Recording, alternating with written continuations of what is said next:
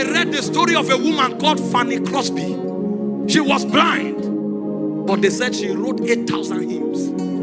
And I was asking myself, why was she not looking for healing? Why was she not running from one miracle service to the other? The Spirit of God had arrested her. And so it no longer mattered whether she saw or not, because she could find her lover. Anywhere God was, she could trace God.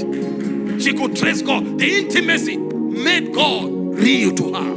And the earth became a mirage. And so even in the place where you would have called despair, rivers of living waters were flowing from her. And she served generations after her with songs that were eternal.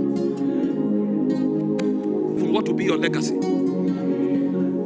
The cars will end here, but the memorials that you raise, they will be remembered in heaven. The Bible said the prayers of the saints, it said it ascend to heaven as odors, and they are stored in golden vials.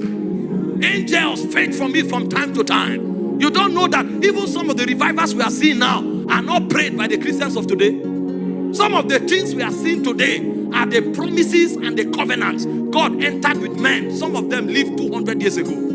But although they have gone to heaven, the remnant of their life remains here as a testimony. And so when God visits a land, you'll be shocked that no preacher was part of that visitation. The reason for that visitation, sometimes it's because of what somebody who had intercourse with him 100 years before triggered that came even 100 years after he was gone. This is what it means to live like an immortal. Because not all of us are mortal men. Because when we came into intimacy with God, we were configured into immortal realities. And so the witnesses we bring to our generation are expected to outlive us. But how can it happen if we are not worshippers? If all we look for are the things before our nose, our generation will be truncated and our essence will be lost as far as the chronicles of God are concerned. A generation will rise.